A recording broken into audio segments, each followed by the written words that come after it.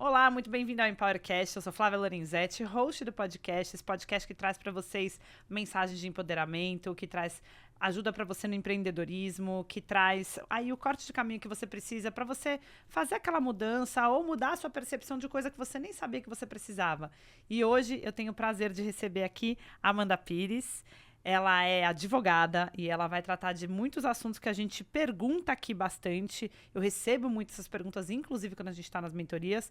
A Amanda tem um escritório em São Paulo e um em Goiás e também atua aqui nas redes sociais. Obrigada, é um prazer estar aqui. Espero que a gente consiga aqui nessa 1 hora trazer um pouco da leveza do direito, sem palavras difíceis, sem palavras complicadas, sem aquelas frases que ninguém consegue entender, para que realmente o empreendedor consiga entender o porquê do direito na carreira dele, o que faz sentido, o que não faz, né? Até que ponto o advogado ajuda, até que ponto o advogado atrapalha, porque muitas vezes o advogado atrapalha o negócio, a gente tem que saber que horas que põe, que horas que não põe. Espero que eu consiga tirar um pouco das dúvidas aí de quem está assistindo. E é por isso mesmo, gente. A Amanda faz um trabalho também nas mídias sociais, um trabalho muito bacana. Ela é especialista em direito empresarial, então ela fala muito sobre contrato e, assim, uma linguagem leve, gostosa, que é isso. Esse é o intuito, inclusive, aqui do Empowercast, que a gente traga as coisas para as pessoas entenderem de uma maneira simples e que, de uma certa forma, cortem caminhos, né? Deixa mais fácil aquela trajetória. Conta pra gente uma das coisas, assim, que eu acho que sempre me perguntam, e eu vou começar por ela. Tá. Quando abrir um CNPJ, eu tenho lá, eu tô fazendo a minha vendinha, e agora, ainda mais com a internet, é Mercado Livre, eu vou vender curso, tem muita gente enveredando em vender mentoria, em vender curso, ou grava alguma coisa e vai vender, ou faz um artesanato e coloca lá no Mercado Livre, ou presta um serviço. Tem até um grupo que eu apoio, um grupo de uma colega minha, que tem muita gente de engenharia de segurança, que presta serviço quando emitir uma nota, quando virar um CNPJ e deixar de ser um prestador de serviço autônomo, que as pessoas morrem de medo, né? Falar, ai, lá vem os impostos. E a dor de cabeça também, né? De ter que lidar com tudo isso. Porque passar por uma pejotização é sempre muito burocrático. Mas acho que assim, o importante é você que começou a empreender agora, o primeiro passo entenda se realmente o negócio vai dar certo. Eu não sou advogada que vou falar... Antes de começar, primeiro, antes de mais nada, vá na junta comercial, abra um contrato, abre um CNPJ, abre um MEI, abre... Não, calma, entende se realmente aquilo ali é pra você. Porque não adianta também você virar aquela pessoa que acumula CNPJ no decorrer da vida, né? A pessoa já teve 16 CNPJ, já vendeu brigadeiro, agora tá abrindo uma mentoria, e agora tá trabalhando com a parte de engenharia, e já foi sócio do pai numa limitada, que ele tinha só 1%. Então, o primeiro passo entenda se aquilo ali é pra você. Segundo passo pra que ter um CNPJ, né? Esse é um ponto que muitas vezes as pessoas me perguntam no Instagram. O que é um CNPJ? Porque ninguém nunca me explicou o que é isso. Pra que eu vou abrir um CNPJ e o que é isso? Então, acho que a gente pode começar de um básico, que é o seguinte. Quando você nasce, você recebe um cadastro. Esse cadastro é um cadastro de pessoa física, que é o que a gente chama de CPF.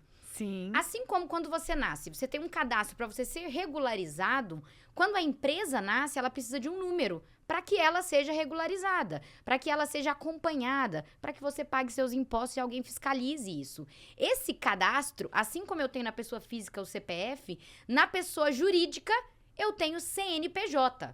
Então, na verdade, o que eu estou fazendo eu estou separando dois mundos. Eu tenho o meu mundo de pessoa física que está lá dentro do meu CPF e eu tenho o meu mundo de pessoa jurídica onde eu tenho o meu CNPJ. A ideia de ter o CNPJ, antes de mais nada, é separar. É eu trazer mais tranquilidade para que você possa empreender. Pensa você lá no seu dia a dia e fala, olha, eu vou abrir uma empresa de vender água e estou investindo R$10 da minha pessoa física. Se eu estou investindo R$10 da minha pessoa física no meu CPF e abrindo essa empresa, a minha responsabilidade é na minha pessoa física. Sim. Na teoria, quando eu abro um CNPJ e eu vou lá e invisto R$10, existe um limite da minha responsabilidade de R$10. E ali é quando você tem o valor que você investe na empresa, é o capital social da empresa. Você precisa entender disso? Não. O que você realmente precisa entender? Você precisa entender que em um certo momento da sua atividade, você vai ter que separar a sua pessoa física da sua pessoa jurídica. Para que você possa correr mais riscos, para que você tenha mais coragem de empreender, porque quem empreende corre riscos o tempo todo. Sim. E você não vai empreender sabendo que você pode perder tudo da sua vida. Então, você consegue ter essa liberdade. Cheguei nesse momento. Já entendi que, de fato, o meu negócio está dando dinheiro. É isso que eu realmente quero.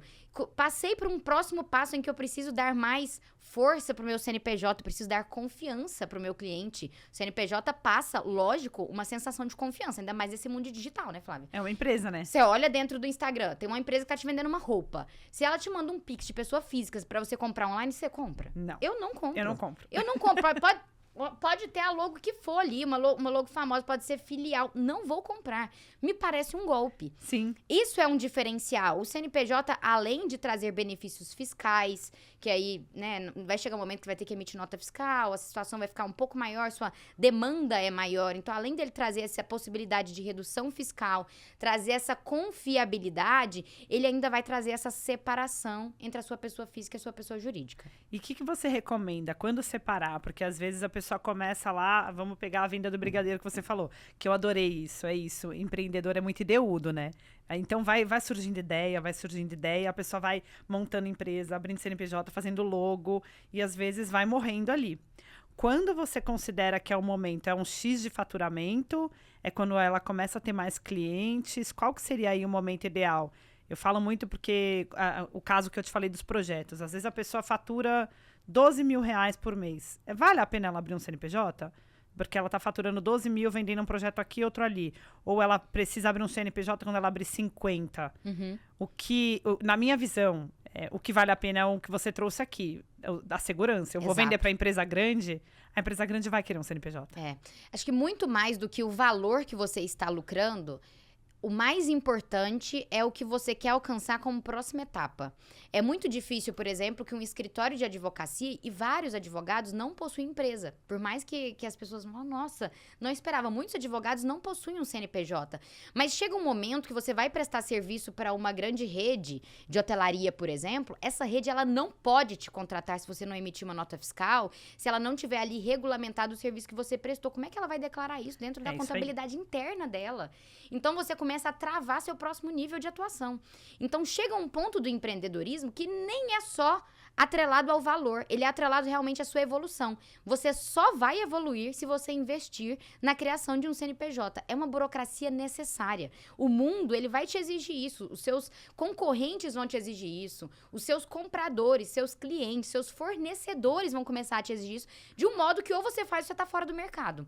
Então, muito mais do que observar quanto você está faturando, entenda, é um momento em que você quer dar um salto na sua carreira? Não tem o que fazer. É abrir CNPJ e começar realmente a profissionalizar o negócio. É isso aí. É ter clareza de onde você quer chegar, né? Exato. É de onde você quer chegar. E aí, cheguei no CNPJ. Vou lá montar o CNPJ. É caro? Não é? Qual que é o melhor caminho? Vou através de um contador? Vou através de um escritório de advocacia? Qual que é o caminho para montar o meu CNPJ? É difícil falar sem ser cancelada. Ainda mais na logística contador versus advogado. Mas eu sou uma pessoa muito prática. Eu acho que muito mais do que... Hoje em dia, falta no direito advogados que tenham uma visão muito mais ampla do negócio e que queiram ganhar menos no pequeno e mais no grande. Se você tem um contador, se você está abrindo uma empresa sozinha, se você confia nesse contador, normalmente lá dentro tem um advogado que faz parte da equipe, eu preciso procurar um advogado especialista em direito empresarial para eu fazer meu primeiro contrato social? Não, você não precisa. É só você? É um primeiro momento? Você tá com o caixa apertado? Faz do jeito que dá. Sim. Faz do jeito que dá. Se o seu contador tem um jurídico lá dentro, não é um mega especializado, mas para aquele momento já é alguma coisa. É melhor você fazer isso do que você esperar 10 anos para contratar alguém que vai te cobrar um valor maior. O grande ponto disso está quando você tem um sócio. Chegamos num ponto que é importante. Aí é complicado. E me coloco nesse balaio, porque eu já fiz essa bobagem. Aí é muito complicado, porque além do contrato social, você precisa de um acordo de sócios. Porque se você não tiver um acordo de sócios, meu amigo, a chance de você ter um grande problema é alta. É alta porque você está lidando com uma pessoa que veio... É um casamento. Literalmente. Literalmente, você está lidando com uma pessoa que veio de uma família diferente, com propósitos diferentes, com crenças diferentes, com valores diferentes. Juntos, vocês estão usando a coisa mais complicada do mundo, que é dinheiro, e vocês estão tentando ter lucro. Quando o lucro vem, dá briga. E quando o lucro não vem, dá briga também. E além da gente ter o problema em relação à divisão de lucros, a operação, quem trabalha mais, quem trabalha menos, que normalmente já é uma situação muito complicada, eu tenho problemas pessoais. Porque eu, Amanda, me caso, sou mãe, divorcio, faleço, recebo herança, meu marido pode falir, dependendo do regime de bens que eu tô, a falência dele pode respingar na minha pessoa física que está por trás do meu CNPJ. Tem uma consequência de coisas que pode afetar a sua empresa, que se você não tiver uma clareza de prever isso antes, a dor de cabeça é muito grande. E assim, a gente tem a impressão de que as coisas não acontecem. Sim. O empresário tem isso, porque o empresário ele é positivo. Se você não for positivo, você nem empreende. Você vai ficar maluco, né? Toda hora estourando problema o tempo todo. Se você não tiver a mentalidade de é isso aí, vambora, manda mais problema. Manda mais. Você vai ficar maluco, não tem condições. Então você tende a achar, não, isso não vai acontecer comigo. Isso é coisa de novela da Globo. Eu participei de um caso, uma operação de compra e venda, que eu falo que assim, gente, foi Deus que botou a mão dentro do meu escritório pra mostrar pros advogados que trabalhavam comigo o quanto os problemas acontecem. Nós fizemos uma operação de compra e venda de uma área rural, 17 milhões o valor da área. Vários herdeiros na operação. No meio da operação, tudo que você imaginar aconteceu. Exemplo, um dos vendedores, ele infartou entre a assinatura do contrato e a assinatura da escritura.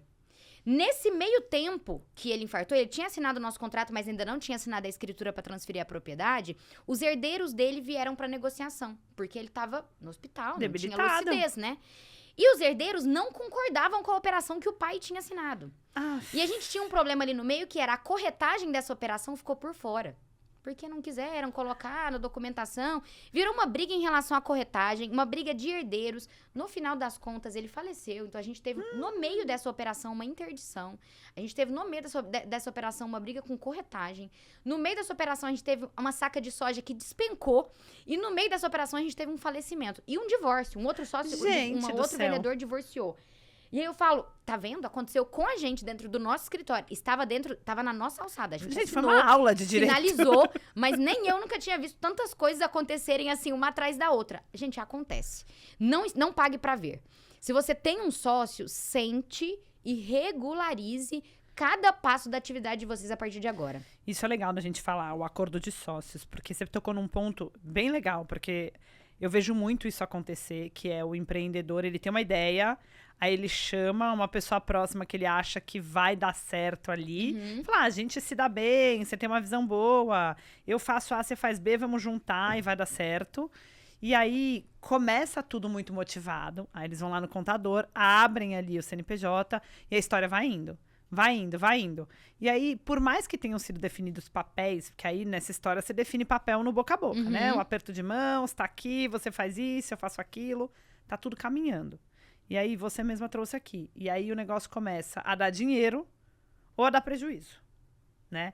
E mesmo que vocês tenham definido as funções, aí começa a briga.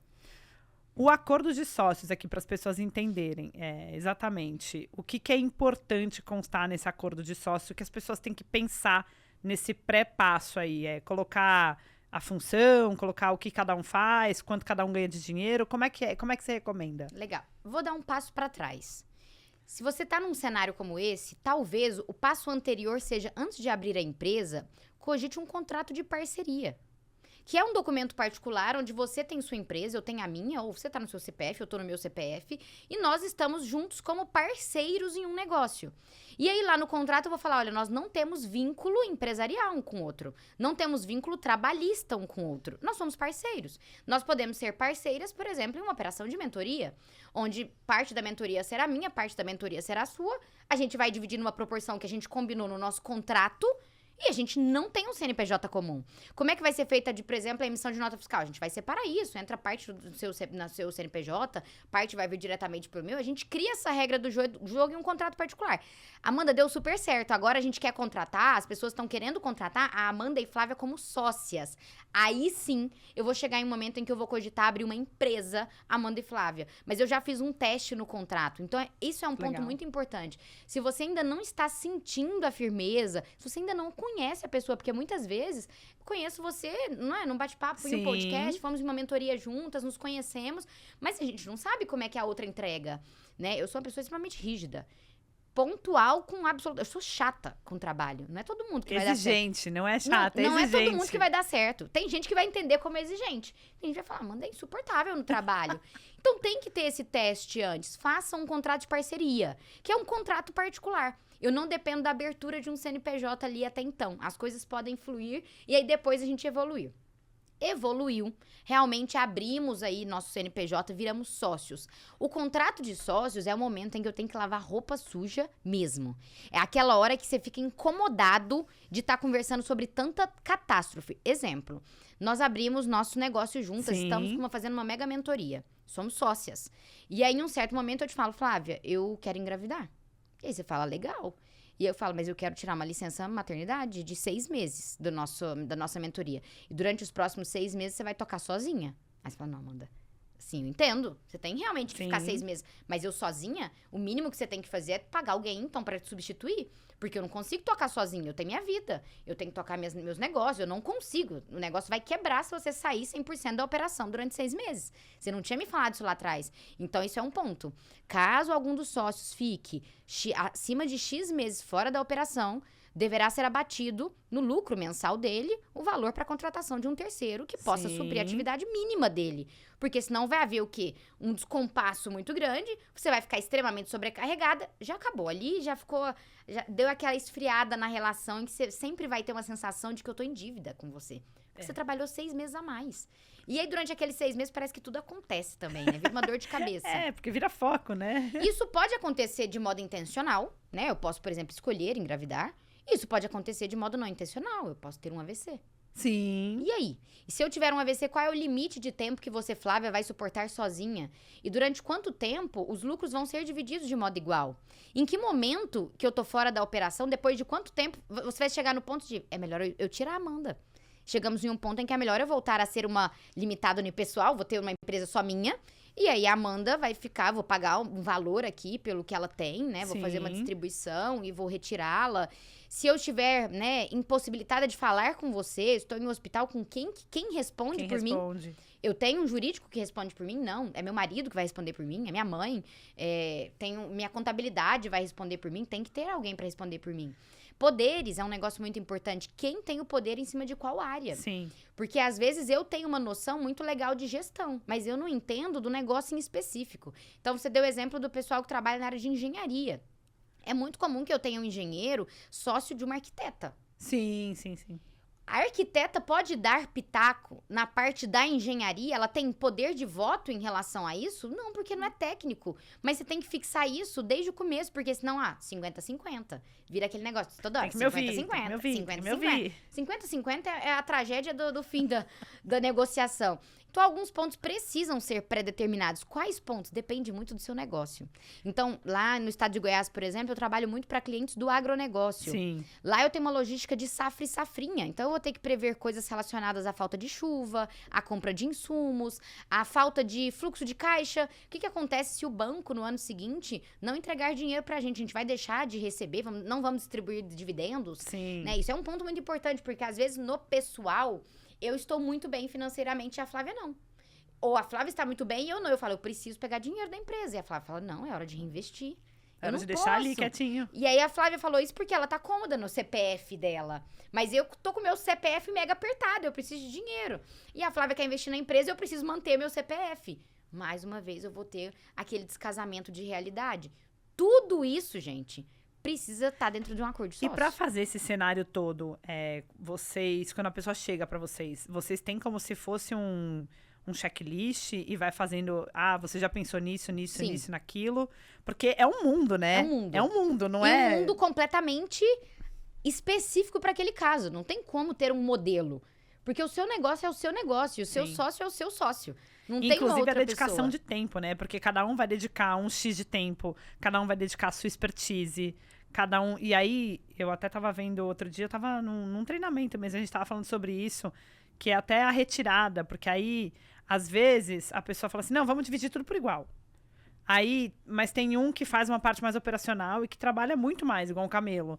E outro que faz uma parte mais administrativa, que trabalha menos, mas é um trabalho que se fosse pagar alguém, sai mais caro.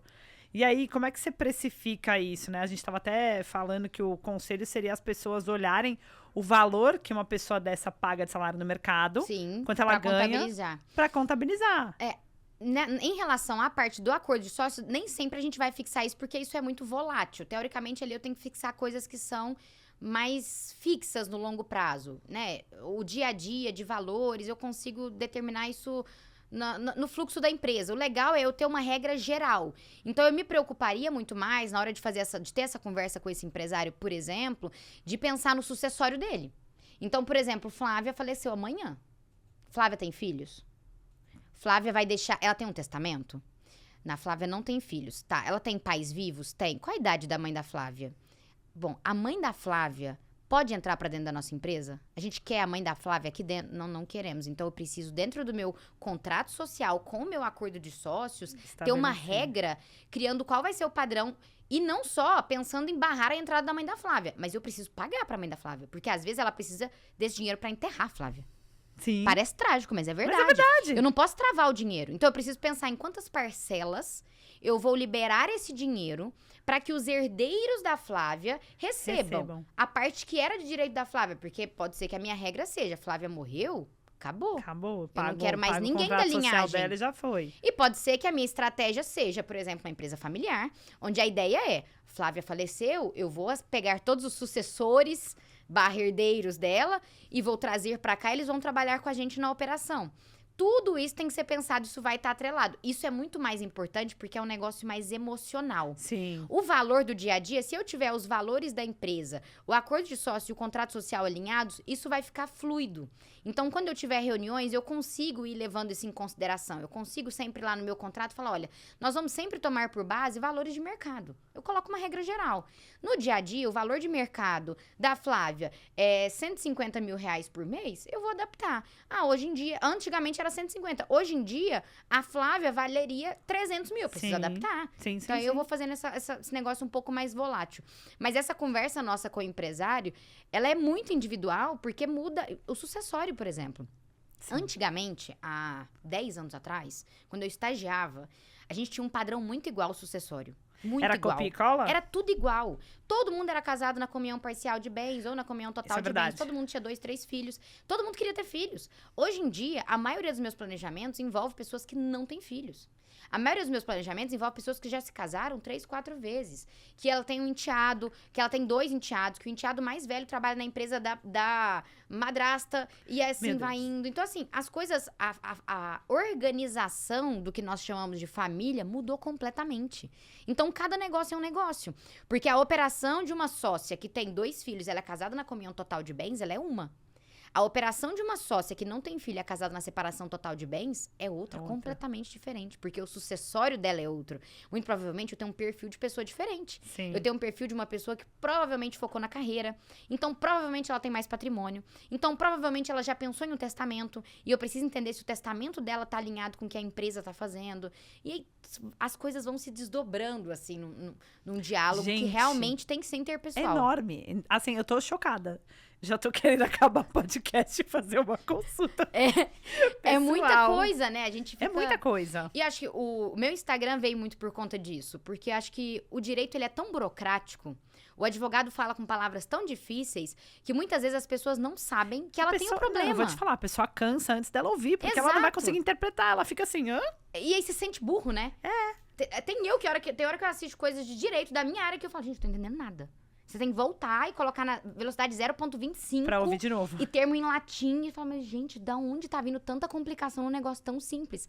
O advogado, infelizmente, ele gosta de burocratizar o simples. Aí você falou num ponto legal. Por quê? Porque o que eu acho? Esse burocratizar o simples. Contrato. As pessoas... eu vejo muito erro de... Aí a pessoa tem o seu CNPJ, ela vai fazer um contrato. E ela faz um contrato, ela acha... E eu recebo, fica tranquila. O meu contrato é o contrato padrão. Eu escuto isso. É o desespero, né? Eu escuto isso toda hora. Fica tranquila, o meu contrato é o contrato padrão. E aí, não rege... Naquele contrato padrão, não rege as suas entregas, exatamente aquilo que você está se comprometendo a entregar e até onde o cliente pode te cobrar também.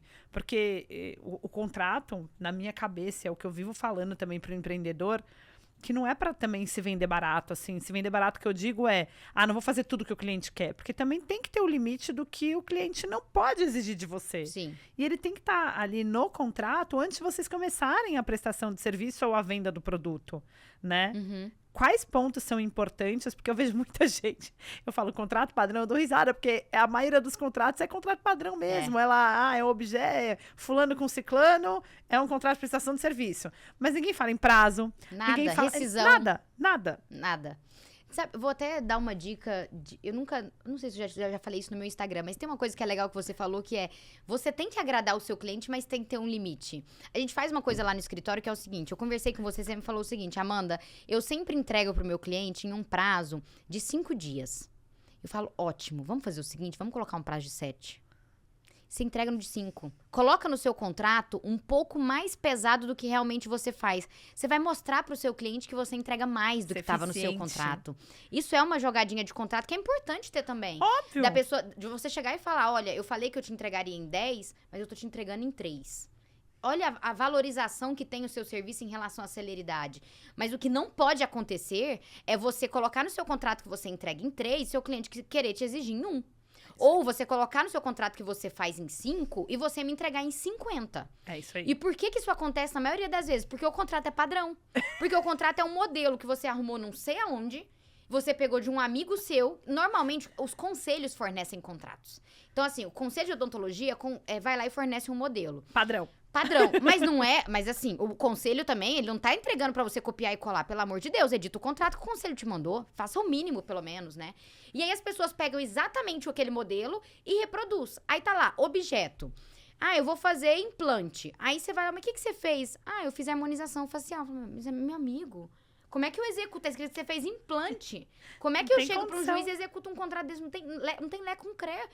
Achei que não tinha problema. Tem problema. O objeto do contrato é o que de fato você faz. Se você está falando que você vai vender um copo de água e esse copo é cinza, você não pode vender o copo verde. O copo tem que ser cinza. É o que tá no contrato. Se você não sabe a cor do copo, escreva que você vai vender um copo d'água. Não especifique a cor do copo. Você precisa especificar a sua demanda. O prazo da sua demanda é muito importante. Se você não tem operação suficiente para entregar em um prazo de 10 dias, coloque o prazo de 30. Sim. É melhor você perder o cliente e você respeitar o prazo do que você fechar e ficar com uma péssima fama no mercado. Uma briga arrastada, né? Exato. E aí vai virar o quê? Além de pode virar uma briga processual, que eu acho que esse é o menor dos problemas. O maior acabou sua fama no mercado. Qualquer pessoa que perguntar pra ele, vai falar, esquece, não entrega dentro do prazo. Você sabe que eu comprei um serviço uma vez? Era um serviço, um curso, e aí veio o contrato. E assim, fizeram a venda do curso, aí você entra lá, faz a venda, aí você escuta, olha, vai ter essa entrega, essa entrega, essa entrega, essa entrega. Você fala, nossa, legal, vantajoso, que legal. Aí você fecha, paga, aí vem o contrato. Aí chegou pra mim o contrato padrão. Falei, eu não vou assinar. Não, você tá com algum... Eu tô com algum problema. Muitos. Muitos. Nada do que vocês me ofereceram na nossa conversa tá aqui. Então, acho que não só o lado do empreendedor que está vendendo ali saber amarrar com o cliente, mas também o cliente na posição de cliente, porque é isso que você falou, como tem o juridiquês, as pessoas se assustam. E ela fala assim, já que tá aqui, eu vejo isso muito em serviço grande, telefonia, TV a cabo, internet. Já que tá aqui, todo mundo assinou, não vai adiantar eu reclamar. Então, eu vou assinar. Só que a pessoa nem leu, porque ela tá com preguiça do juridiquês. Aí depois ela vai olhar e ver que aquele contrato tem nada a ver com o que você falou agora. Mas assim, eu também vou fazer uma meia-culpa da população. Não dá pra ler tudo, né? Não dá. Mas eu assim... não leio. Aquele negócio que você tá várias vezes você vai fechar alguma coisa na internet, você clica, eu aceito? Eu não leio aquilo ali, não. Não tem como. Gente, se for ler tudo, você vai ficar maluco. Você não tem como. Mas aí depende, né? Você tem que ver o valor envolvido. Exato. Tem que ter uma análise de viabilidade. É isso. Eu tô aceitando um negócio de R$10,90. Não vou ler isso aqui, não. Vida que segue. Eu vou perder 3 horas do meu dia pra ler. Agora, não. Eu tô fechando uma mentoria. Que eu estou pagando 30, 40 mil reais. Gente, o mínimo que você faz... Tem que ler um contrato. Se você não quer contratar um jurídico... Leia. Imprima, senta a bunda na cadeira e leia, veja que se tudo que você tá contratando tá ali dentro. Amanda, não quero ler. Aí só tem uma opção, contrata um jurídico. Realmente o jurídico tá ali pra fazer o quê? Pra você economizar, como empreendedor, a sua hora. Exato. Muitas vezes, sendo bem sincera, o empreendedor, ele conseguiria solucionar. Muitas vezes ele conseguiria solucionar. Só que ele não tem tempo. Se você tentar realocar o seu tempo em tudo... Seu dia tem Esquece. só 24 horas. Esquece. Ou as mesmas 24 que eu tenho, você tem. Se você tentar ler todos os contratos, você vai gastar o triplo de tempo que eu vou gastar, provavelmente. Sim. E você não vai encontrar os problemas que eu encontrarei. Então, você vai fazer uma análise de viabilidade. Olha, isso aqui faz sentido eu jogar para um jurídico. Isso aqui não faz.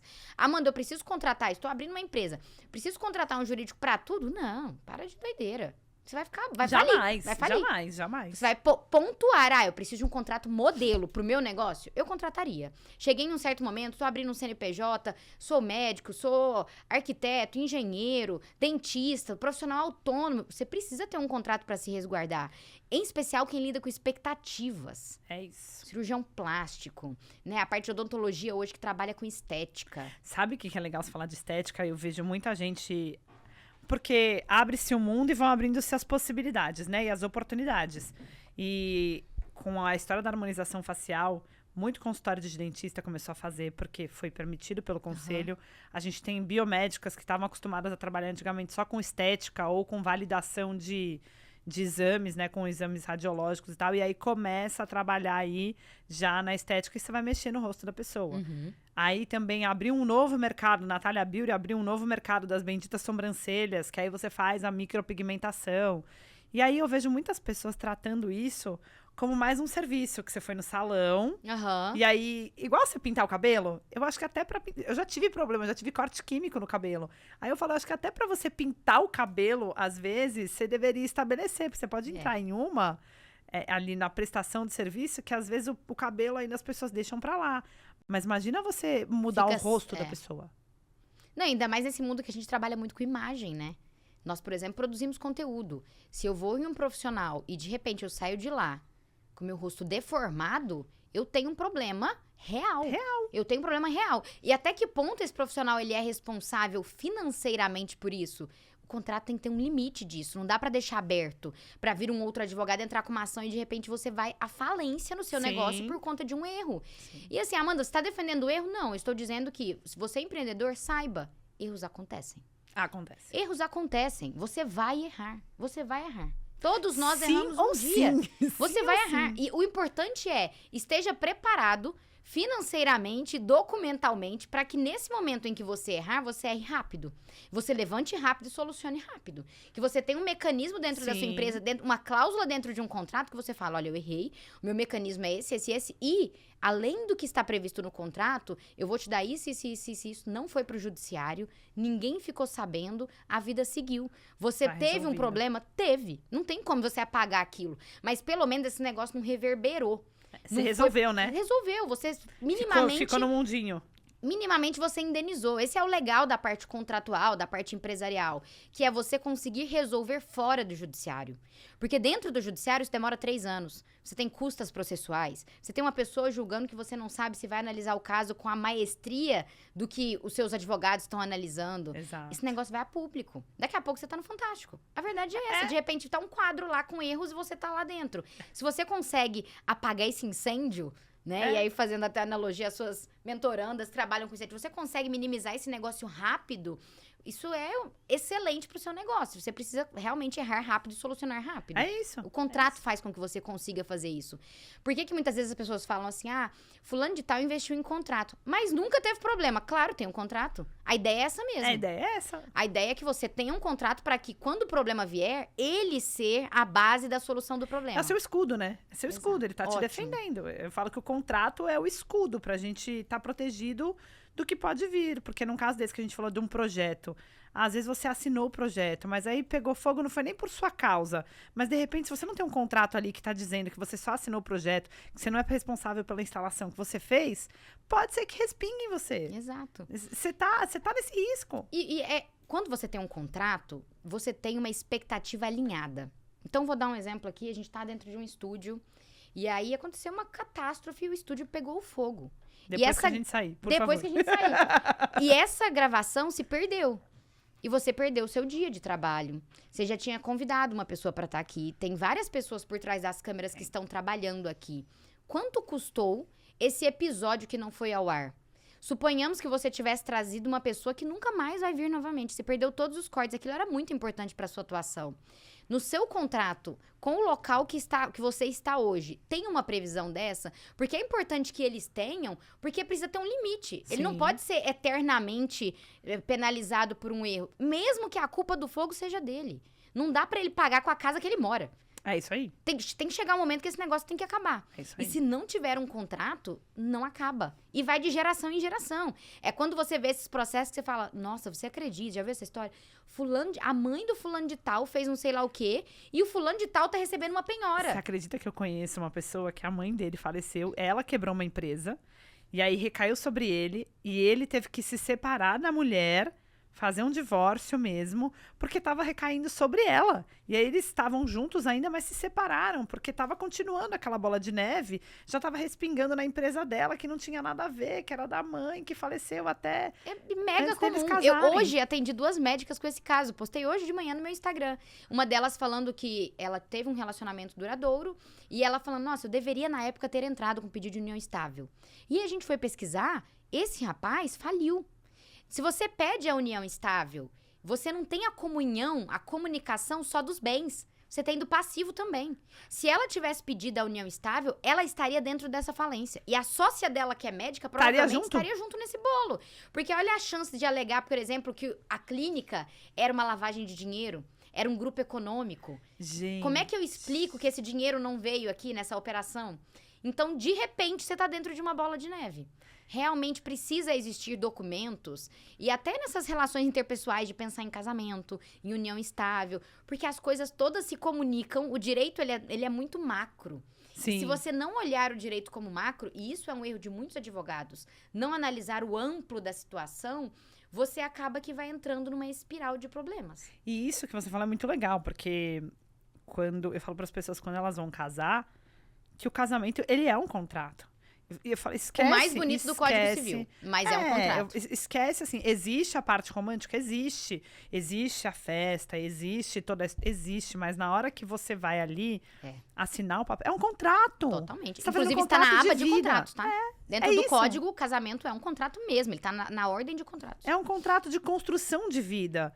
Né? Então, que às vezes eu vejo, até quando a gente conversa, roda de amigas e tal, às vezes as pessoas estão falando alguma coisa, eu falo, cara, já é um contrato, é um business, é um negócio. O casamento, ele é um negócio, assim, se você pensa, eu sou muito racional, né? Eu sou bem racional, eu falo, o casamento, ele é um negócio. Muitas vezes, o seu marido é a sua proteção patrimonial. Sim.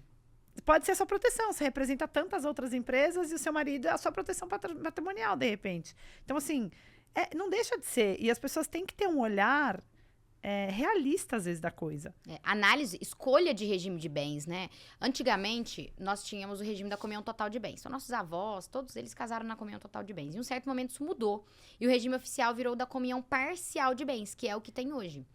Se você não falar nada, quando você chegar no cartório, vão escolher por você esse regime. Vão escolher por você. Você quer esse regime? Tem gente que nem sabe o que significa. Sim, sim. Aí fala, como é que você casou com uma pessoa que você nem sabe o que significa esse regime e você foi lá e assinou o que você quer? Olha a consequência disso em uma falência. Se o seu marido tem um sócio que foi à falência, a depender do seu regime, você tá no meio do negócio. Né? Como é que eu vou explicar que, a gente fala em inglês, que focinho de porco não é tomada? É isso. É difícil fazer essa separação. Cada vez mais a gente está tendo hoje diálogos, em especial com os empresários mais jovens, sobre um regime de separação total de bens. Que até pouco tempo atrás as pessoas achavam isso um absurdo. Uma falta de amor. Quantas vezes eu sentei com clientes na mesa e falava, olha, a melhor alternativa para vocês seria o regime da separação total de bens. E aí a pessoa falava, não, prefiro não casar.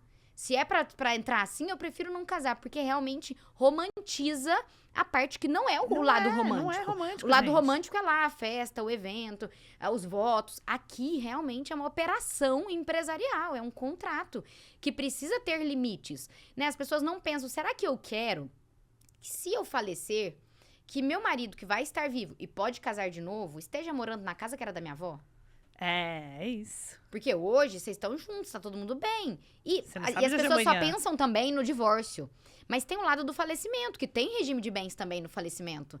Amanhã ou depois você faleceu. Meu marido pode casar de novo, jovem. Sim. Será que eu quero que ele esteja morando na casa que minha mãe me criou? Porque ele vai receber lá uma parte dessa casa e pode ser que fique com ele? Eu não quero. Então, se você não quer, se você tem pontos que você deve, faça uma análise. E se você já casou também, não é tarde. Vai você lá pode, e refaz. você pode mudar de regime, você pode fazer um pacto antinupcial, você pode fazer um planejamento sucessório, mas entenda as consequências. Sim. O que a gente mais ouve é o cliente falando, eu não sabia. Eu também não procurou Por saber, isso né? a gente tá aqui, ó, para as Exato. pessoas saberem. E o que é quando a gente faz, já que a gente chegou nessa parte, muita gente fala assim, o que é o pré-nupcial? O pacto antinupcial. O pacto antinupcial é um documento onde eu posso constar... Lembra aquela regra do acordo de sócios? Sim. É isso. Sim. É uma ótima analogia. É como se eu fizesse uma regra antes de me casar em que eu posso determinar, por exemplo, olha, esse bem vai ser dividido dessa forma, esse bem eu quero que divida dessa forma, isso aqui vai ser tratado como comunhão parcial de bens, isso aqui vai ser tratado como separação total de bens. Você tem essa liberdade patrimonial de colocar esse limite. Então, é como se fosse um contrato, onde você vai fazer ali a sua regra do jogo. E aí tem várias e várias possibilidades, mas isso é possível. Amanda, dá trabalho. Dá. Mas se você tiver um jurídico, o trabalho vai ser com ele. E é melhor ter o trabalho agora do que ter o trabalho depois. Duas coisas vão acontecer num casamento. Ou você vai divorciar uma hora, ou você vai ficar viúvo uma hora. É um fato. Nenhum dos fatos ninguém quer lidar com ele. Mas um dos dois vai acontecer. Ou vocês viverão até o final da vida um do outro juntos e um deles falecerá.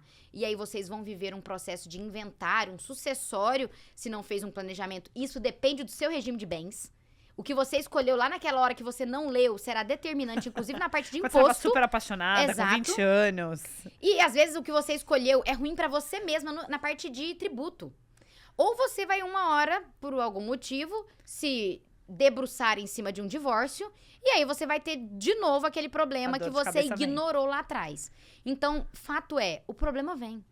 E quando dá pra pessoa entrar nessa? Se ela não fez lá atrás, acho que é o famoso planejamento patrimonial, que começou a vir à tona mais agora, o pessoal começa a falar cada vez mais do tal planejamento patrimonial, tanto que já existe gente falando de contrato de namoro, que não existia antes.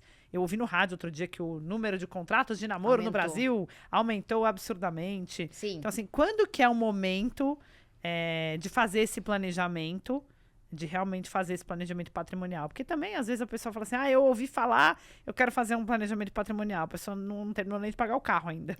É muito casuístico. Então, hoje em dia, tem jovens que têm 23 anos de idade, têm um patrimônio milionário e precisaram fazer, por exemplo, um testamento. Ou já estão com uma estrutura de uma holding montada. E, ao mesmo tempo, eu tenho clientes de 60 anos de idade que eu falo, espera, porque a gente está dependendo de uma herança do seu pai entrar pra gente fazer um ajuste. Ou a gente está dependendo de sair um valor pra gente entender como é que vai ficar seu patrimônio, você tá pagando uma dívida. Então, vamos esperar pra gente também não passar essa dívida pros seus filhos. É casuístico. O ideal é realmente que você vá e leve o seu cenário para um jurídico para que ele analise. Fato é, não tem idade para fazer planejamento sucessório. E tem alguns mecanismos de planejamento que eles podem ser refeitos várias vezes durante a sua vida. Por exemplo, um testamento. Muita gente não sabe disso, mas você pode fazer quantos testamentos você quiser. Então, Amanda, se eu quiser fazer 70 testamentos ao longo da minha vida, eu posso? Pode. Eu posso fazer um testamento, sair daqui e falar, nossa, gostei muito da Flávia. Eu quero deixar 30% da minha herança pro podcast dela. Porque eu acho que vai ser um negócio super legal. É um propósito de vida meu como empreendedora, que ela fomente o podcast, que ela entregue isso pra mais pessoas, eu posso deixar. Daqui a 3 meses... Eu posso mudar de ideia. Eu falo, odiei. A Flávia falou um negócio lá que eu não gostei. Mudou os convidados. Eu vou lá e revogo.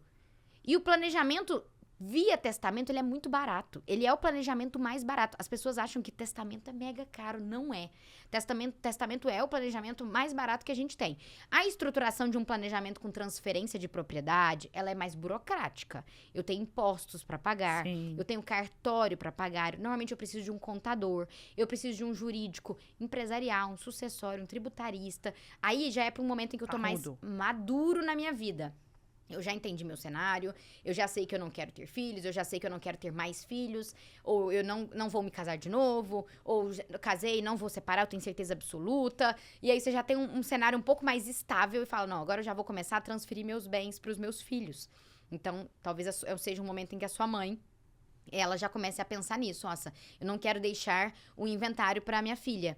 Eu quero que... Você tem irmãos? Tenho. Eu não quero que a minha filha e os irmãos tenham que decidir quem vai ficar com a casa que eu moro.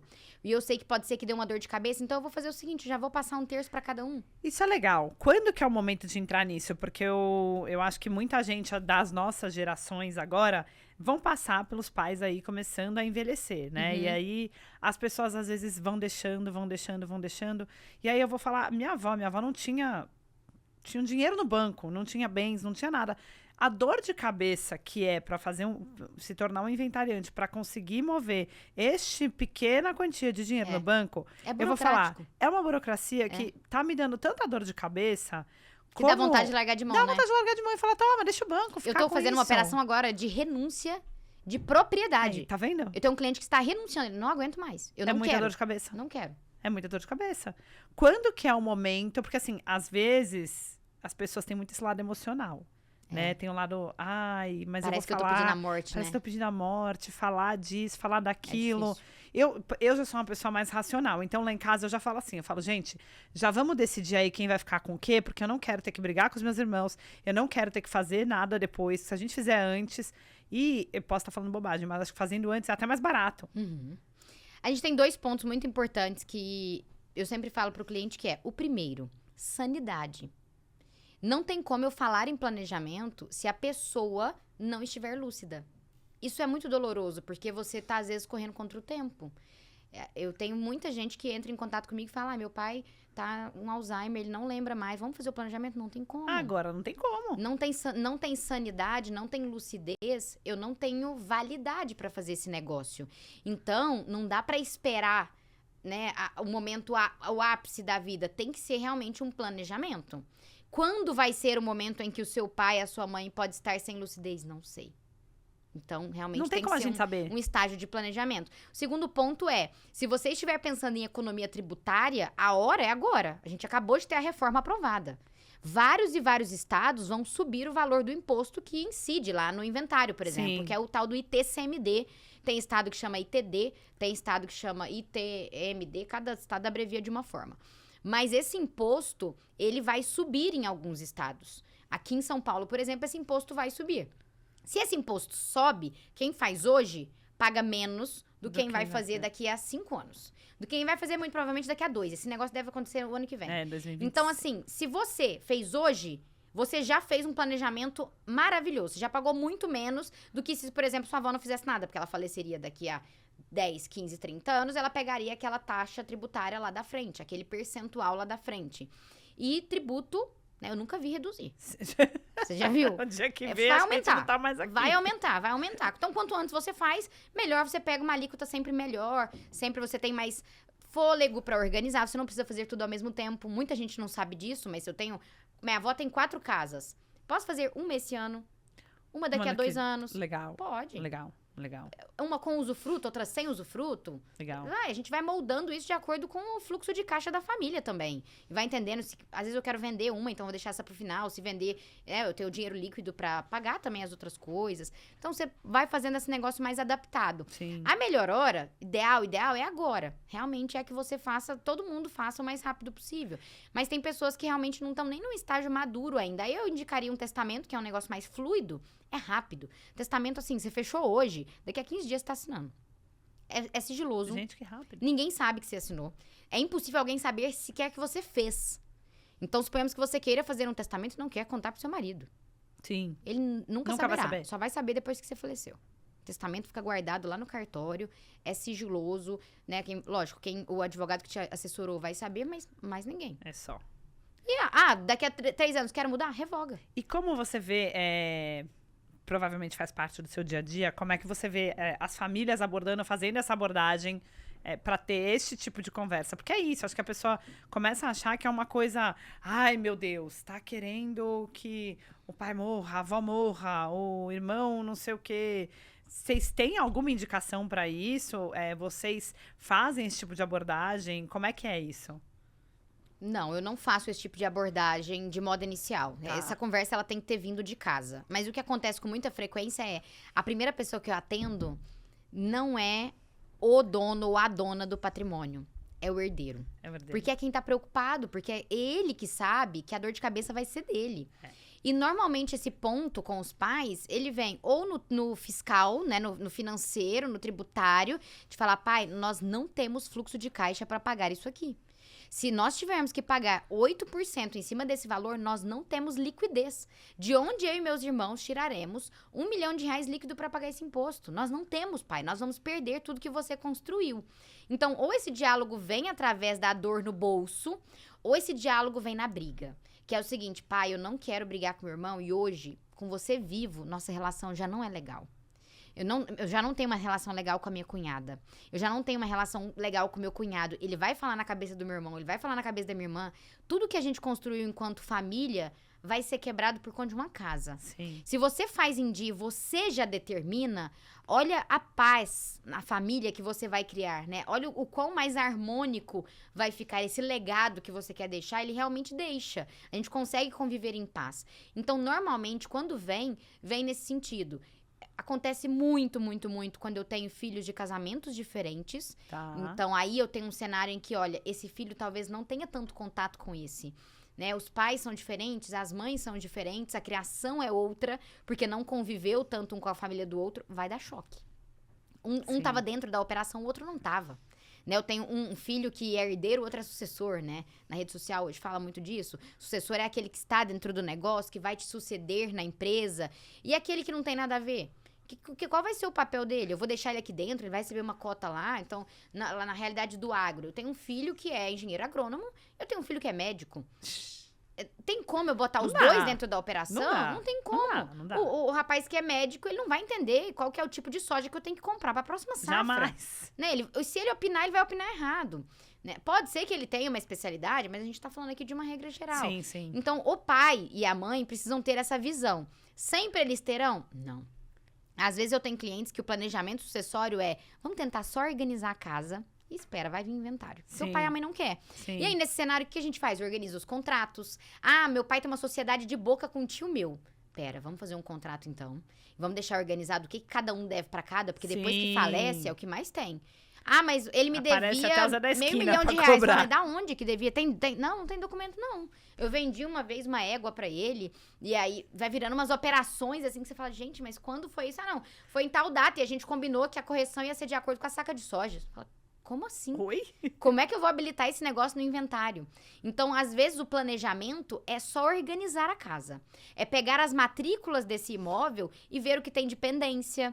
Ver quais imóveis estão em nome dos seus avós. Sim. Porque acontece muito dos seus avós, por exemplo, terem vendido imóveis e não terem nem tirado o nome deles.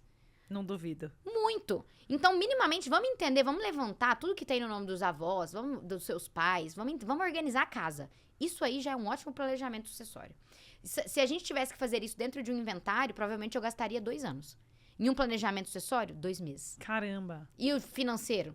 10 vezes mais lá, 10 vezes menos aqui. Sim. Até o advogado cobra mais. Por que eu vou cobrar mais? Eu vou lidar com Muito ânimos. mais dor de cabeça. Ânimos exaltados. Agora eu tenho um cliente, que é esse pai e essa mãe. Daqui a 10 anos no falecimento, 3, 4. eu tenho 3 filhos, 2 noras e um genro. Numa reunião, para tomar uma decisão sobre venda ou não de uma casa. Aí não vou vender a casa da minha mãe. O outro, claro, vou vender, eu quero fazer um prédio. O outro, não, mas pode ser minha clínica aqui. Ai, meu Deus. Aí, um negócio que era simples, demora 3, 4 anos para solucionar. Então, normalmente, as conversas são, o herdeiro vem, e aí esse herdeiro vai ter um papo, Amanda, a situação é essa, o que eu falo com meu pai e com a minha mãe? Aí a gente dá uma ajudada, mostra os pontos que são mais difíceis, lá no particular ele conversa, aí ele traz essa pessoa pro escritório. Às vezes o mais legal é eu atender essa pessoa num lugar que é confortável para ela, eu tô falando talvez de um idoso. Às vezes o ar-condicionado do meu escritório não é agradável pro idoso. Sim. Atendo na casa dele. Sim. Né? Atendo no escritório dele, que é um lugar que é mais cômodo. É chato, ele tá falando da morte dele. Né? Se coloque também. A gente tá falando da nossa morte com menos de 60 anos de idade. Tá cômodo pra mim. Exato. Tá super cômodo. Exato. Eu falo, não, agora, você tá com 93 anos, você começa a falar da sua morte. Não. Você sabe que você está perto de um momento de finitude. Você pode viver até os seus 100 e pouco, mas você não vai viver até os seus 190 anos. Não vai. Se viver, você vai pro Guinness, provavelmente. Não é a regra. Então, começa a doer mesmo. Você começa a pensar. É verdade. E isso é legal você ter essa percepção, porque é isso que dá, e acho que um dos motivos até de eu fazer questão da gente fazer este podcast é justamente isso. Acho que você, além do que eu quero que você conte pra gente antes, a virada de você ir pro digital também e falar de uma forma mais fácil, menos complicada, né? Que é também isso, é você trazer essa percepção do dia a dia que falta pra tanta gente.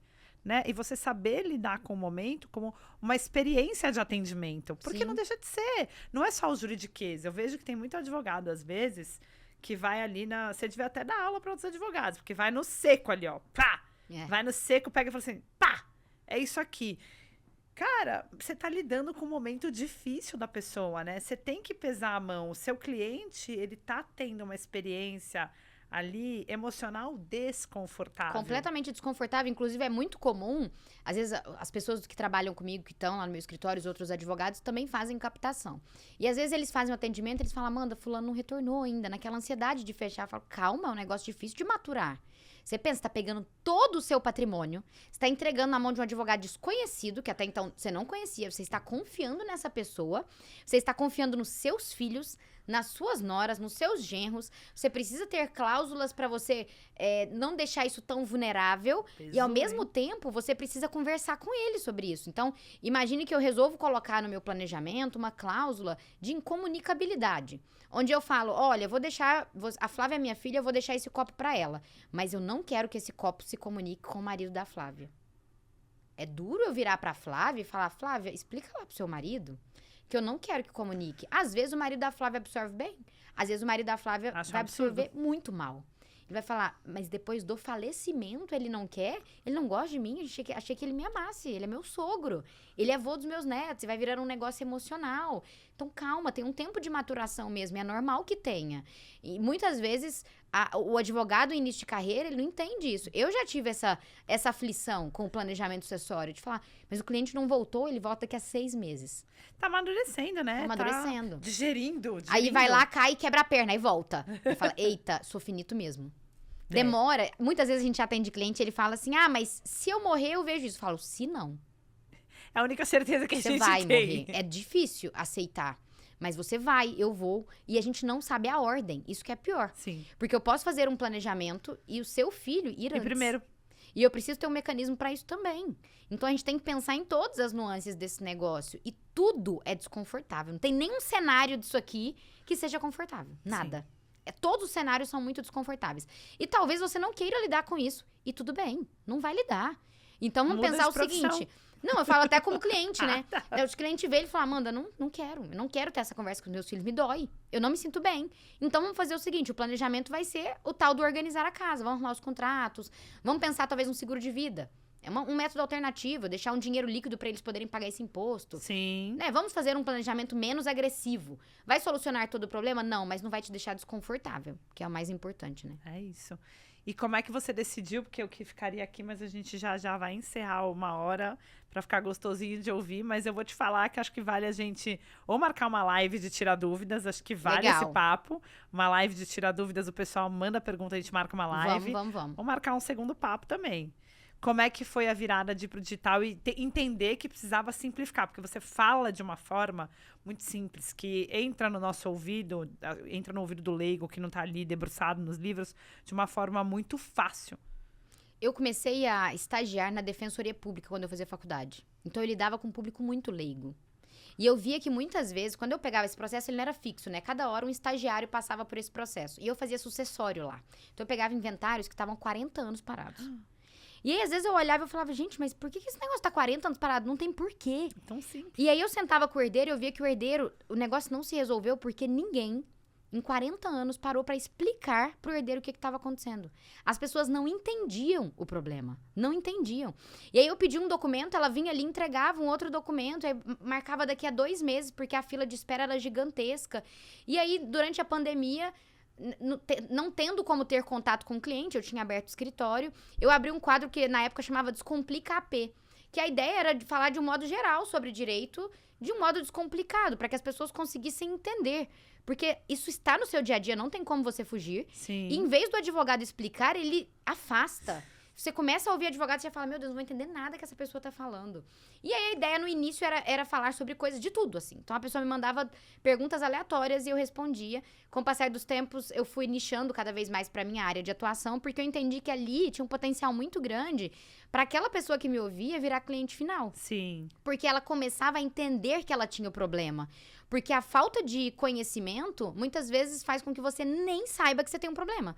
Talvez no nosso papo aqui você falou, caramba, eu não tenho um testamento. Eu nem sabia que eu tinha esse problema, porque ninguém te alertou pra isso. E esse é o legal de ter um podcast, de estar falando isso de modo gratuito pra outras pessoas, né? E a ideia foi sendo isso, com o passar do tempo, acabou que isso foi um pouco pros advogados também. Porque o advogado, ele fala difícil com outro advogado também. Porque ele quer falar bonito, né?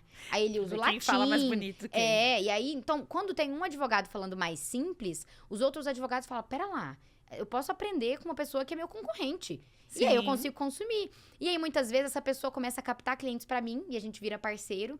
Então, hoje em dia, mais de 30% da nossa captação vem pelo digital. Porque muitas vezes eu consigo passar ali o problema pro cliente final ou pro advogado, que ela não tinha. Mas é verdade, é o problema que ela nem imagina. E é um mercado gigante, assim, porque todo mundo uma hora vai precisar disso. É um mercado gigante. Só que a pessoa não para olhar para isso.